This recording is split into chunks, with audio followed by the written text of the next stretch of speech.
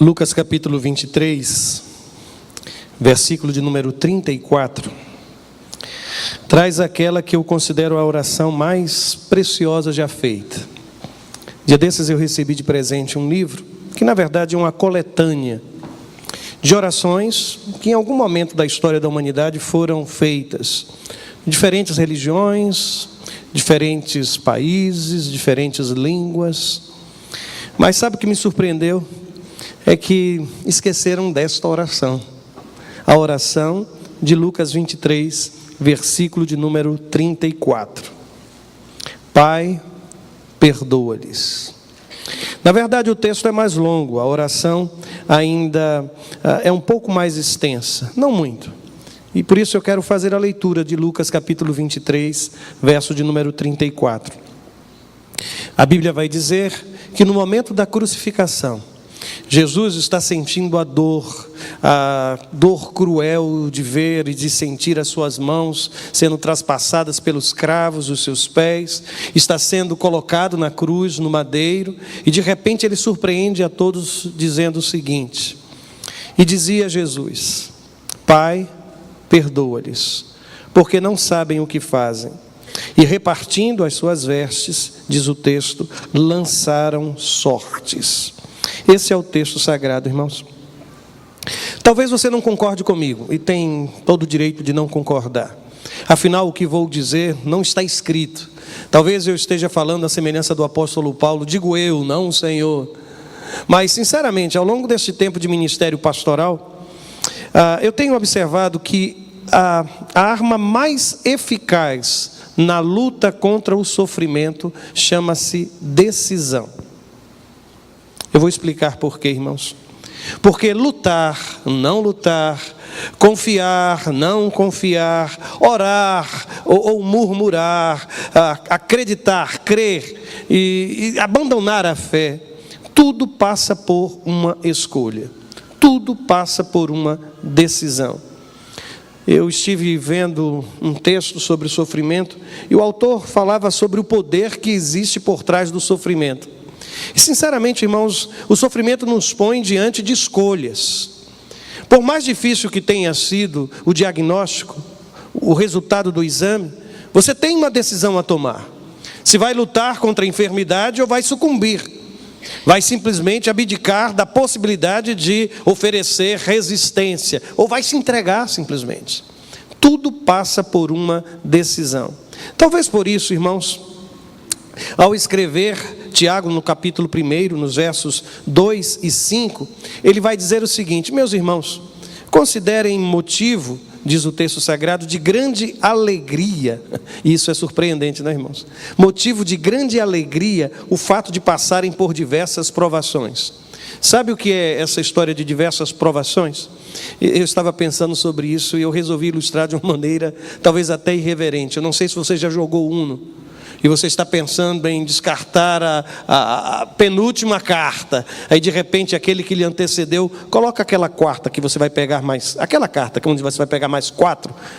Parece que há momentos na vida da gente em que as coisas estão tão resolvidas e de repente cai uma bomba. Uma notícia ele chega, o telefone toca e de repente não é somente uma notícia. Elas vêm em ondas. Eu fico imaginando a experiência de Jó, irmãos. Diz o texto sagrado que alguém chegava lhe dando a infeliz notícia de que havia perdido um dos seus filhos. E diz o texto sagrado que mal ele terminava de falar, um outro chegava, um outro mensageiro, para lhe dizer algo semelhante. E isso, uma vez, 2 vezes, 3 vezes, sinceramente eu me identifico por demais com o desespero da mulher de Jó, irmãos. Me identifico. Porque querem saber, diz o texto sagrado, que a provação era dele e não dela. Que o homem justo sobre a terra era ele. O texto não diz que a esposa dele também era uma mulher, entre todas as mulheres, a mais justa. Não há nenhuma referência a isso. Era uma pessoa normal como eu e você. E de repente lá vem as tribulações, as provações, e aí o texto usa a expressão diversas provações. Por isso eu insisto. O mais importante é a decisão. Porque já observou qual é a recomendação do texto sagrado? No versículo 5 ele vai dizer que se algum de vocês tem falta de sabedoria, peça a Deus. Sabe o que é que você tem que pedir no momento da provação, da dificuldade, do momento da dor? Sabedoria ao Senhor. Porque tudo, enfim, passa por um processo de decisão. E quando eu olho para o texto sagrado, irmãos, e as palavras de Jesus, o que me encanta é perceber que por mais belos que sejam os discursos, especialmente os discursos de vitória, são as palavras de fé, aquelas que foram proferidas em meio à luta, que nós recordamos. Se eu lhe perguntar, você é capaz de dizer uma, duas frases do cântico de Moisés depois que ele atravessou o Mar Vermelho? Provavelmente você não vai lembrar-se de uma palavra sequer. Mas deixe-me lhe perguntar, naquele momento de crise em que ele estava lá no deserto e ele teve aquela visão, o que foi que ele disse ao Senhor? E Deus disse: olha, você é o escolhido, você vai. O que foi que ele alegou, irmãos? Que ele era um homem? Isso você lembra. Você se recorda o que foi que ele disse quando veio uma crise enorme de liderança e o povo de Israel começou a murmurar? Ele disse: Senhor, se a tua presença não me faça. Disso você se lembra. Porque o que nos causa impacto, irmãos, não é o discurso glorioso da vitória. Muitas vezes é a palavra que foi dita durante o sofrimento. É assim também com o apóstolo Paulo. Você é capaz de recordar das razões que o apóstolo Paulo, por acaso, apresentou à igreja de Corinto para justificar a sua autoridade apostólica? Provavelmente não. Mas você consegue lembrar-se qual foi a pergunta que ele fez quando ouviu aquela voz no caminho de Damasco? Saulo, Saulo, por que me persegues? Qual foi que ele disse, irmãos? Quem és tu, Senhor? Você se lembra? E sabe por que você se lembra? Porque o que nos causa realmente impacto, irmãos, é aquilo que nós ouvimos e aprendemos em meio ao sofrimento. Eu fico impressionado, no caso específico de Jesus, porque houve um momento em que Jesus ensinou os seus discípulos a orar. Na versão lucana, há um pedido, há um rogo por parte dos apóstolos. Ensina-nos a orar, assim como João Batista fez com seus discípulos. Na versão mateusiana, diz o texto sagrado que a oração do Pai Nosso faz parte do Sermão do Monte. Mas mesmo no Sermão do Monte, se você se recorda no capítulo 6, versículo 9 do Evangelho de Mateus, está escrito assim: vocês orem assim. Na tradução mais clássica, portanto, orareis assim. 2 pontos. E aí aparece uma oração modelo: Pai nosso que estás nos céus, santificado seja o teu nome. Deixa eu lhe perguntar, quantas vezes você viu no texto sagrado alguém orando ao Senhor com essas palavras no Novo Testamento? Alguém é capaz de lembrar? Eu não me lembro. E antes de fazer essa pergunta, eu fiz questão de checar, viu, irmãos? Olhei todas as concordâncias, porque vai que eu afirmo uma coisa dessa. E havia lá uma declaração escondida aos meus olhos. Apesar de Jesus estabelecer a oração do Pai Nosso como uma espécie de oração modelo, ela nunca foi repetida. Mas se você se recorda das orações que Jesus fez, as palavras que ele dirigiu ao Pai enquanto estava sendo crucificado. Primeiro esta que acabamos de ler: Pai, perdoa-lhes porque eles não sabem o que fazem. Correto? Mas houve uma segunda, quando ele diz: em tuas mãos eu entrego o meu espírito. E querem saber? O primeiro mártir do cristianismo, Estevão, quando estava sendo apedrejado, as suas últimas palavras, Atos capítulo 7, 59 e 60 são os versos. Está escrito assim: enquanto apedrejavam Estevão, oravam. Observe: Senhor Jesus, recebe o meu espírito. E depois ele continua a orar, e no versículo 60 diz o seguinte: então caiu de joelhos e bradou: Senhor, não os consideres culpados deste pecado. E dizendo isso, adormeceu, morreu, veio a falecer. Você conseguiu observar? Ele repetiu as 2 orações feitas por Jesus enquanto estava sendo crucificado. É por isso que eu insisto, irmãos, não é aquilo que você diz quando tudo está bem que vai impactar a vida dos seus filhos.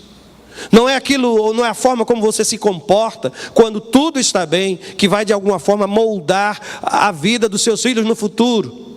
E você será lembrado. Não. Mas a forma como você reagiu, aquilo que você disse, como você se comportou quando tudo parecia ir pelo ralo, irmãos. quando você já não tinha mais segurança de coisa alguma, quando você estava profundamente decepcionado, quando o câncer bateu a porta do seu corpo, quando a enfermidade lhe colocou numa cama de hospital. São essas as palavras que vão ficar na memória das pessoas que estão à nossa volta. Mas tudo, eu volto a dizer, irmãos, é uma questão sim de decisão. Essa oração, ela foi tão forte. A oração feita por Jesus, ela foi de alguma forma cumprimento de profecia e serviu ao mesmo tempo como modelo para a igreja perseguida. Hoje pela manhã nós lemos muitos textos, muitos versos do capítulo 53 de Isaías. Mas houve um verso que nós não lemos pela manhã. E eu disse aos irmãos que Isaías 53 é um capítulo messiânico, é uma profecia messiânica. No último verso, capítulo 53, versículo 12, veja o que está escrito. Ele carregou o pecado de muitos. E diz o texto, intercedeu pelos transgressores. Está escrito, irmãos. Assim está escrito. A oração de Jesus é cumprimento de profecia. E é também, irmãos, a ação prática daquilo que ele ensinou. Foi Jesus quem disse aos seus discípulos e apóstolos que eles deveriam orar, inclusive por aqueles que os perseguiam, por aqueles que eram seus inimigos. Deveriam bendizer aqueles, inclusive, que lançavam sobre eles maldição. Por isso eu insisto, irmãos, isto serviu como referência na vida da igreja. Quando Pedro escreve a sua primeira carta, no capítulo 2, versículo 23, a igreja está vivendo um ambiente de perseguição. Escutem o que Pedro diz. Quando eles atiraram seus insultos, descrevendo Jesus na cruz, ele, no caso Jesus, não retaliou. Quando ele sofreu, ele não fez nenhuma ameaça. E Pedro depois diz, em vez disso, ele confiou-se àquele que julga com justiça. Julga com justiça. O John MacArthur, ele tem um trabalho, uma obra, sobre o significado do sofrimento na experiência cristã. Na verdade, me parece que o título é O Poder do Sofrimento. E ele faz menção na abertura de um dos capítulos da obra, do seu livro. Ele diz que em uma sala de aula, uma sala de uma escola de primeiro grau, havia um cartaz com as seguintes palavras: a vida é a professora mais implacável. Primeiro dá a prova e depois a lição. Me parece que está correto, né, irmãos? A gente passa pela dificuldade e há sempre alguém que olha para você e pergunta assim: aprendeu o que com isto? Qual é a lição que você vai tirar dessa experiência? Mas me permitam a audácia, mas eu resolvi reescrever essas palavras numa perspectiva diferente. Ao invés de pensar na vida, eu pensei em Deus, sabe, irmãos? E veja que conclusão cheguei. Deus é o mestre mais amável. Ele mostra uma saída, ele fica ao nosso lado, ele escuta a nossa prece, e ele faz isso antes e depois da provação, não é, irmãos? Ele está ao meu lado, e eu poderia multiplicar aquilo ali, irmãos. Ele consola, ele enxuga as minhas lágrimas, ele ouve o meu lamento, ele levanta pessoas para abençoar a minha vida. Isso tudo quando passo por um processo de provação, de tribulação. Por isso eu entendo que se há algo que eu preciso estar preparado, especialmente nas situações difíceis, nos momentos de conflito, é uma coisa só, irmãos. Eu estou chamando aqui de teologia do escárnio. A expressão é minha e eu vou tentar justificá-la. Eu quero lhe dizer, olha, prepare-se para enfrentar a teologia do escárnio. Provavelmente você nunca ouviu essa expressão, mas eu disse e repito, eu vou tentar explicar. Durante o momento em que Jesus esteve preso, ele foi alvo do escárnio das pessoas que por ali passavam. E diz o texto sagrado que cada pessoa dizia um impropério. Ele sofreu por bastante, irmãos. Estima-se que uma cruz como aquela que Jesus carregou deveria ter por volta de 100 quilos. Por isso foi custoso. 3 quilômetros provavelmente ele arrastou aquele madeiro. Por isso foi chamado inclusive Simão Cirineu para ajudá-lo. Ele já não tinha mais forças, porque ele já havia sido espancado, já havia sido chicoteado. A história sagrada vai me dizer que não foram somente os cravos, mas uma coroa de espinhos, espinhos grandes, irmãos, são os mais resistentes que existem, foram colocados sobre a sua cabeça. Ele estava sentindo uma dor extremamente aguda, e em meio àquela situação, as pessoas que passavam por ele, estavam escarnecendo dele. Você já viveu uma situação semelhante? Quanto mais você esperava que alguém fosse estender a mão, quanto mais você esperava compreensão, quanto mais você esperava um mínimo de conforto, as pessoas conseguiram agravar ainda mais a sua dor, e pareciam sentir prazer nisso. O telefone não tocou, ninguém lhe procurou, não houve uma palavra sequer, parecia que ninguém estava atento ao seu sofrimento e à dor do seu coração.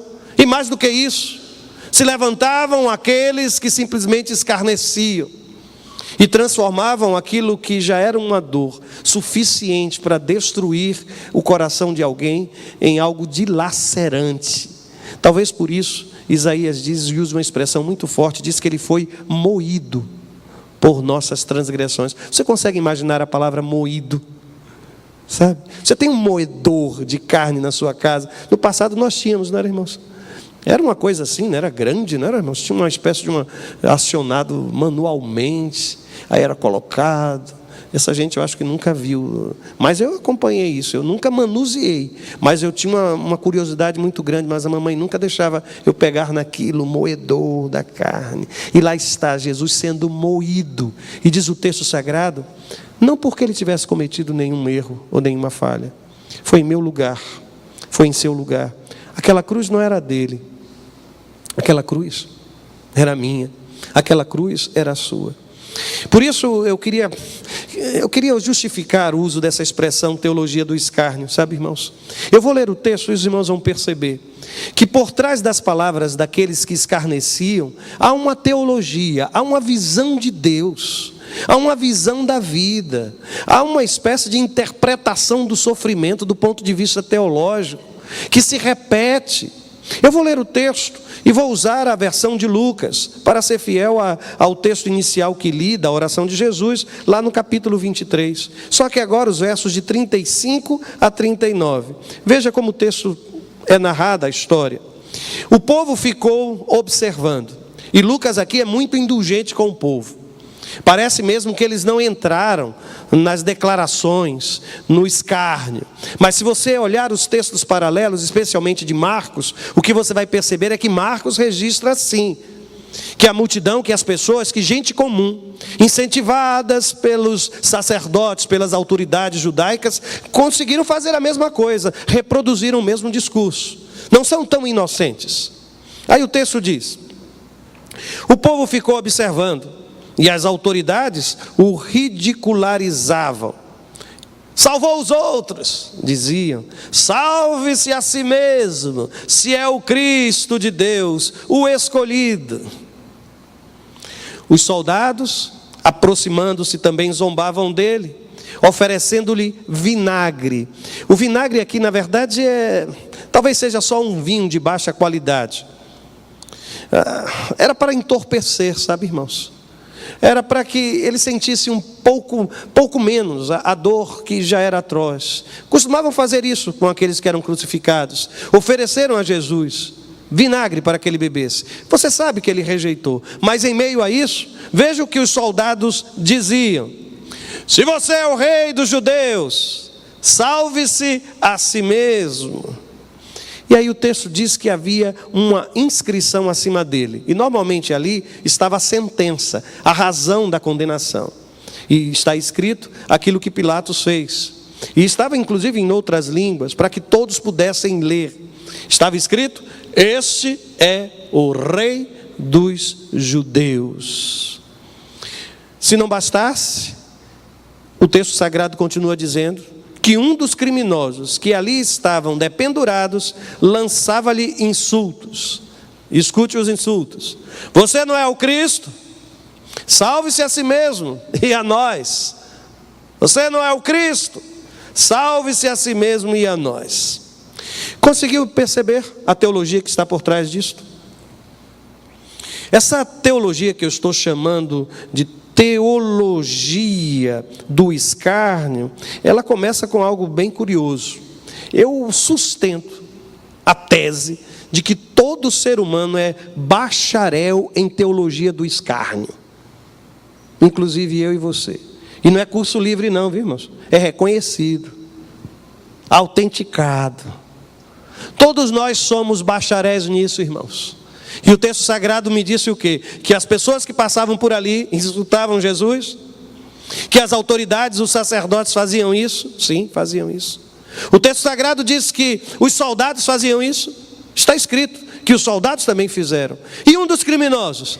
Também. Todos são. O ser humano, irmãos, eu às vezes fico impactado com a capacidade que tem o ser humano de amar. A gente vê uma mamãe com o seu filhinho no braço, tinha um aqui, tem uma outra ali. Já viu como uma família se debruça sobre uma criança? Já viu as noites mal dormidas ou não dormidas? Mas sempre que ele chora, sempre que ela chora, um carinho enorme, uma vontade enorme de abraçar, de cuidar. Mas já percebeu o outro lado? Como o ser humano também é capaz de crueldade que escapa ao meu entendimento. Por isso que eu quero lhe dizer, tenha muito cuidado, porque talvez o diploma seja seu. Talvez a voz que você esteja escutando seja a sua e não a de outros. Talvez seja você mesmo, questionando tudo o que está acontecendo na sua vida. E quando isso acontece, irmãos, só há um caminho. E querem saber qual é o caminho? Aquele apontado por Jesus em sua oração: o perdão. Somente o perdão. Não tem como voltar atrás, irmãos, e cobrar daquele que não ligou a atenção, mesmo porque se ele lhe der atenção agora e ouvir você, já não faz mais sentido. Você vai perceber que aquilo que está sendo feito é porque de alguma forma você pediu, você constrangeu. Quer saber? Só existe um caminho. E qual é o caminho? O caminho do perdão. Mas essa teologia do escárnio também ela tem uma característica muito, muito perigosa. É que ela mistura verdade e mentira para confundir o seu coração. Por exemplo, eles estavam mentindo quando disseram que Jesus salvou os outros? Estavam mentindo? Não. Jesus operou salvação, sim. Eu me lembro as palavras dele na casa de Zaqueu: hoje veio salvação a esta casa. Eles estavam errados quando disseram que Jesus era o escolhido? Não, eles estavam dizendo de forma acertada. Os outros evangelhos, os textos paralelos, fazem questão também de citar o momento em que Jesus disse: olha, destruam este templo em 3 dias. Jesus disse isso, referindo-se a ele. E aqui está o grande problema da teologia do escárnio. É que ela mistura elementos verdadeiros com elementos falsos. E quer saber por que faz isso? Para confundir o seu coração. E de repente aquilo que lhe era segurança passa a ser dúvida. Aquilo que lhe era fundamento se torna areia. E você não consegue mais acreditar nem em você mesmo, nem nas pessoas que estão na sua volta, nem no amor das pessoas que estão à sua volta. Somente por uma razão: porque a teologia do escárnio funciona assim. Quando lá no Gênesis diz o texto sagrado, houve a queda foi precedida da mistura da verdade e da mentira. Lembram-se qual foram as palavras? O Senhor disse que poderiam comer de todas as árvores, menos daquela. Até ali era verdade, irmãos. Mas Satanás, ele consegue misturar verdade com mentira de tal maneira que você já não sabe mais em quem acreditar. Você não sabe mais no que acreditar. Isso faz parte da teologia do escárnio. Penso que a teologia do escárnio faz da soteriologia, da salvação, o eixo, o fundamento de todo o seu raciocínio. Se você perguntar à teologia do escárnio o que é que ela tem na área de sistemática, será somente isso: um capítulo inteiro dedicado à soteriologia. Por quê? Porque todas as palavras que foram ditas a Jesus por 3 vezes, falava do que, irmãos? Você conseguiu perceber? Salvou-se a si mesmo, salvou os outros, salva a ti mesmo e a nós. O centro de toda a discussão era esta: salvação. Porque a teologia do escárnio, irmãos, não consegue conviver com o sofrimento. Repudia o sofrimento. não consegue enxergar a presença e a graça de Deus em meio ao sofrimento. Pelo contrário, a teologia do escárnio considera o sofrimento como um atestado da não filiação divina. Eu sou filho de Deus, sou filho do dono da prata e do ouro, eu sou filho daquele que levou sobre si todas as enfermidades. E de repente você entra em crise, quando se vê enfermo, quando se vê despedido, ou sua empresa sucumbindo, e você sem saber o que fazer, vê sua família fragmentando, e você olha para os céus, porque quem vive e respira este ar demoníaco, irmãos, do sucesso como critério para saber se Deus está agindo nessa ou naquela vida, esqueceu o fundamental, que Deus está presente sempre, que Deus está na cruz, irmãos, que o Senhor em que cremos, Ele fez da cruz. Aliás, alguém disse de uma forma muito bela, que se Jesus não tivesse subido na cruz, nós teríamos descido ao inferno. E se naquele momento, irmãos, Ele tivesse cedido a cada uma daquelas palavras, certamente, eu não sei o que seria de nós. Aliás, eu sei, irmãos, estávamos completamente perdidos. Mas se você está passando por uma situação de cruz, de dor, eu quero lhe dar toda a certeza de que a cruz não é um atestado de que Deus não está com você. Talvez seja exatamente o propósito de Deus naquele momento para a sua vida. E eu quero dizer uma outra coisa, escute o que eu vou lhe dizer. A cruz não foi o fim.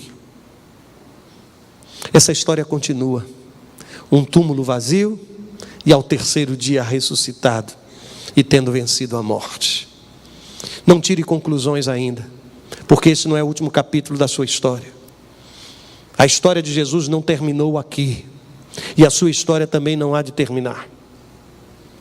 Mas essa teologia do escárnio, ela é curiosa, porque ela condiciona, não é só, condiciona. A teologia do escárnio, ela condiciona a fé à realização de um milagre. Eles chegam a dizer, olha, desce, inclusive os sacerdotes disseram isso, desce da cruz e creremos em ti. É mais ou menos assim, realiza o milagre, e se fizeres tal, então eu vou crer. O que vem primeiro, irmãos, o milagre ou a fé?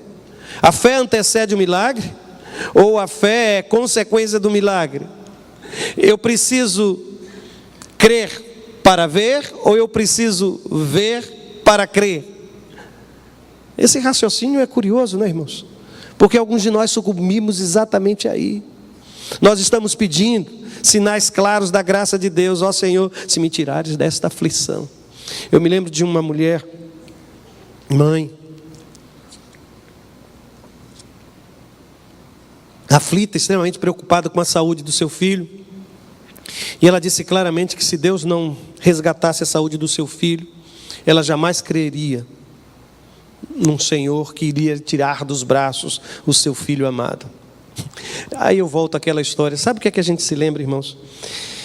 Deixa eu fazer-lhe uma pergunta. Você já usou aquela expressão em algum momento da sua vida, Deus proverá? Alguém aqui já usou isso?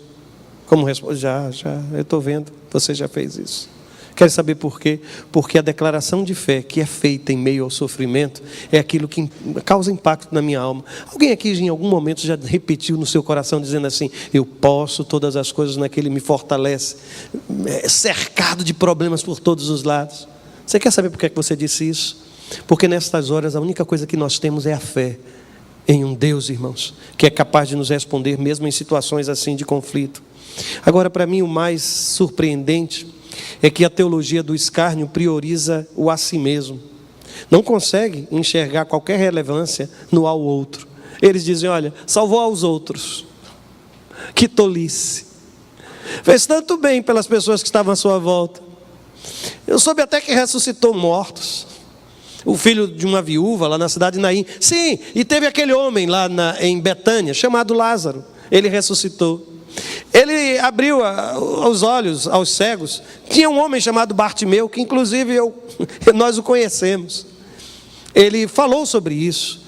Ele chegou a expulsar demônios. Ele controlou o vento e a força do mar. Ele acalmou o mar em meio a uma tempestade. Ele multiplicou pães, ele multiplicou peixes. Fez tudo isso pelos outros. Agora então salve-se a si mesmo. Parece que nós somos uma geração, irmãos, que só pensa no a si mesmo. E parece desperdício uma vida que tenha sido focada no aos outros. Essa é a teologia do escárnio. Ela vai dizer que tudo que você fez por alguém que lhe decepcionou não valeu absolutamente nada. Eu vou usar uma expressão, me perdoem a expressão, eu sei que ela é forte, mas eu não vou deixar de dizê-la não. Você foi um idiota. Você só pensou no outro. Gastou a sua vida, amou intensamente. Aí alguém vai dizer, e para que você fez isto? Porque nós vivemos numa sociedade que só pensa no a si mesmo.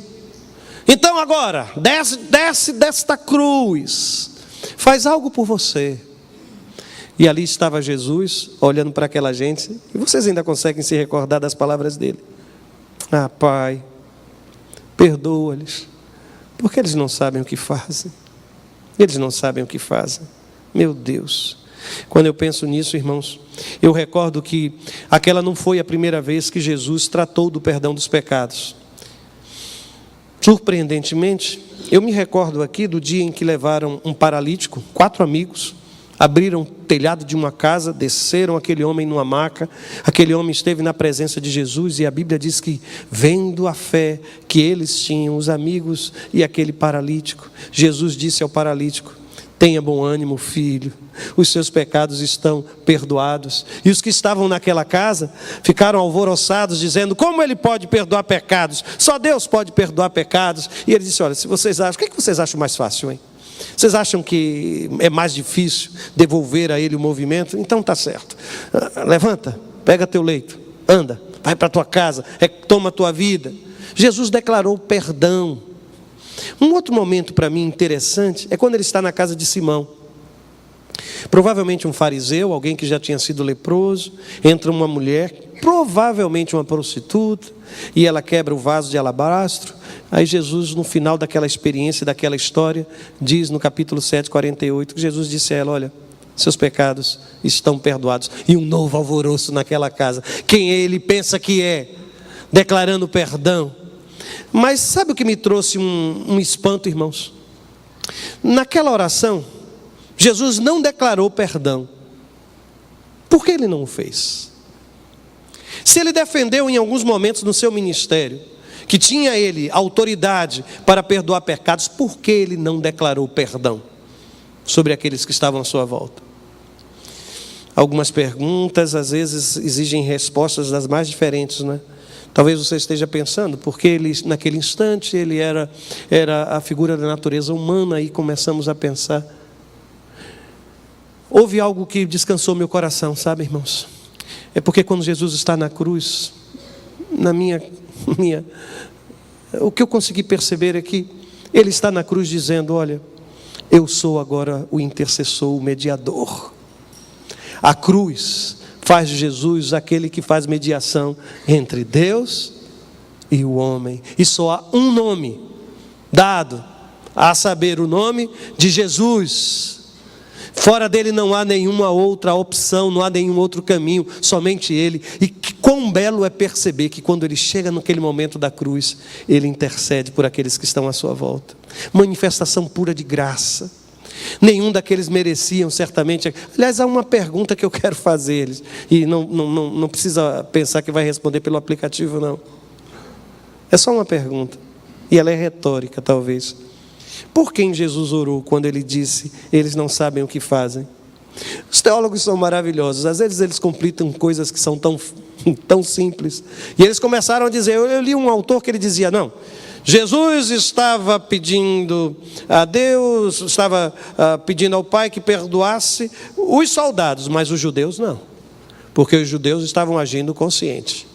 Aí li um outro que dizia: não, Jesus estava assim, estendendo uma palavra de perdão, intercedendo pelo perdão, tanto dos judeus quanto dos soldados. Aí um outro disse: não, nem soldados nem judeus.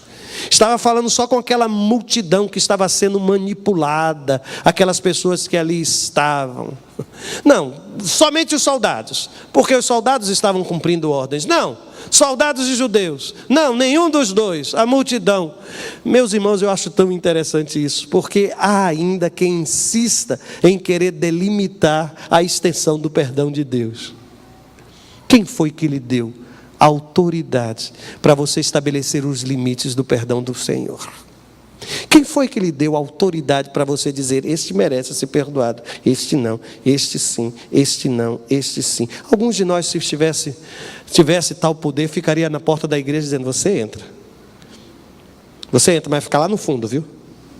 Você, por favor, não apareça aqui, vá embora para casa. Você a gente não quer aqui não. Ah, você chegou, nós já estávamos esperando, seu lugar já está lá separado. Quem foi que lhe deu autoridade para que você delimitasse, ou estabelecesse, identificasse quem pode ou quem não pode ser perdoado pelo Senhor? O Deus aqui revelado, irmãos, diz o texto sagrado na continuação do texto, isso para mim é lindo, nos evangelhos quando eles se misturam. A Bíblia me diz que um soldado, ao final de toda aquela cena, olhou para os lados e disse: este verdadeiramente era o Filho de Deus. Um soldado, irmãos. Entre os sacerdotes, entre os judeus, diz o texto sagrado que houve um que se incomodou com aquela cena. Nós hoje pela manhã falamos com ele, não é? O José de Arimateia. Eu acho que quem esteve hoje pela manhã nunca mais vai esquecer do José de Arimateia, né? Eu não vou. Mas lá estava também. Por que você ainda insiste em não perdoar? Por que você ainda acha que está acima de Deus, dizendo: este eu perdoo, aquele não? Mas pastor, é porque este eu amo, este eu sou indiferente, e aquele eu não quero nem ver. É por isso, irmãos, que só existe um caminho. E quer saber qual é esse caminho? O caminho do perdão. A igreja entendeu isso tão plenamente, que no primeiro discurso, primeiro sermão pregado por Pedro em Atos capítulo 3, ele olha para os judeus que estão ali reunidos e diz assim: vocês mataram o autor da vida, mas Deus o ressuscitou dos mortos, e nós somos testemunhas disso. E veja o que Pedro vai dizer: agora, irmãos, eu sei que vocês agiram por ignorância, bem como os seus líderes. Não é o desconhecimento, irmãos, mas é a ignorância. Ignorância, aliás, a palavra ignorância ela é tão vasta que até a atitude de alguém tomado por ira, insana, por violência, você diz: que coisa, mas que sujeito ignorante. A palavra ignorância ela é muito ampla. Ela está falando de um total desconhecimento até das consequências. Ah, se você soubesse. Eu me lembro daquela menina que foi levada para a casa de Naamã, quando ela olha para aquele: ah, se meu Senhor soubesse do poder de Deus, que há um profeta, um homem de Deus lá na minha terra, não estava passando por isso. Eu vou lhe dizer, só existe um caminho. E nesta hora, você precisa fazer a mesma coisa que Jesus. Pai, perdoa-lhes.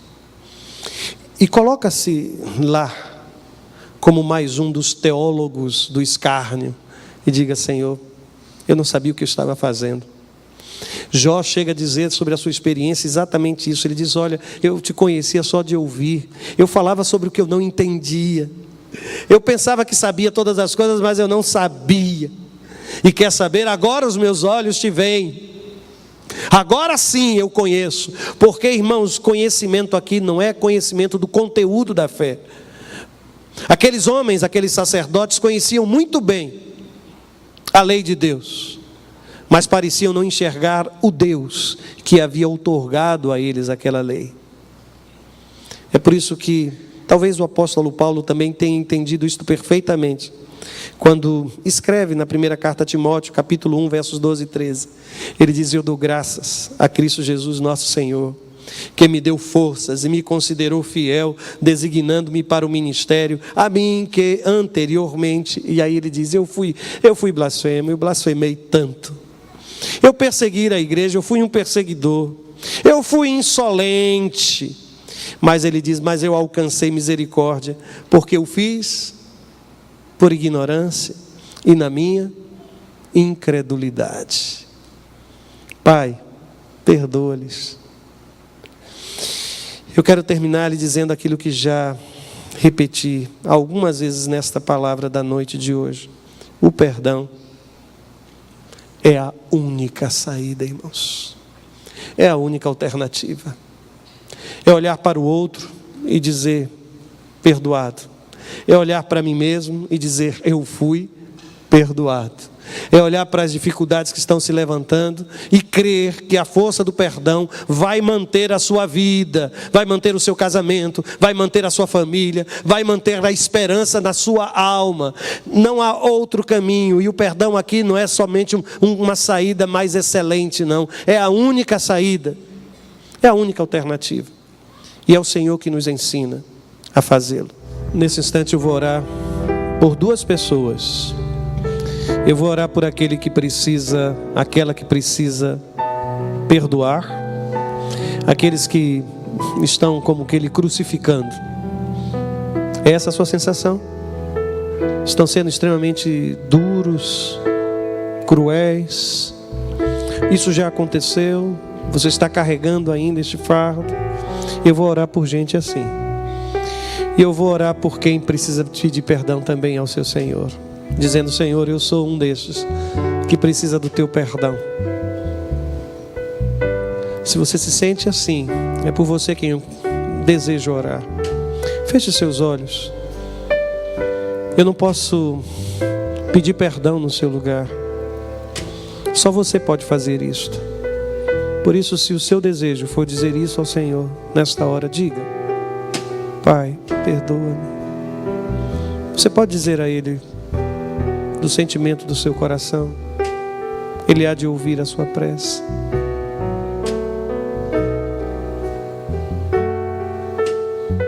Perdoa-me, Senhor.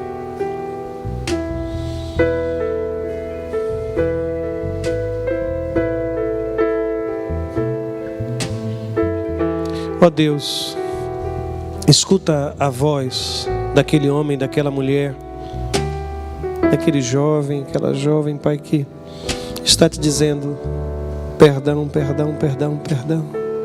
Talvez não consiga dizer mais nada a não ser esta palavra, mas escuta, Senhor, o coração, escuta, ó Deus, a voz da alma. E com o sangue de Jesus Cristo, Pai, vem purificar, transformar, recomeçar, reconstruir, restaurar, meu Deus, aquilo que só o teu poder pode fazer. Eu quero te pedir, Senhor, por aquele e aquela que precisa dispensar perdão. Tem passado por situações difíceis. O peso da cruz tem sido um fardo. As dores causadas pelas palavras, pelas atitudes, parecem que não cicatrizam nunca, Pai. Em nome de Jesus, concede, ó Pai, a liberação do perdão nesta hora, Pai.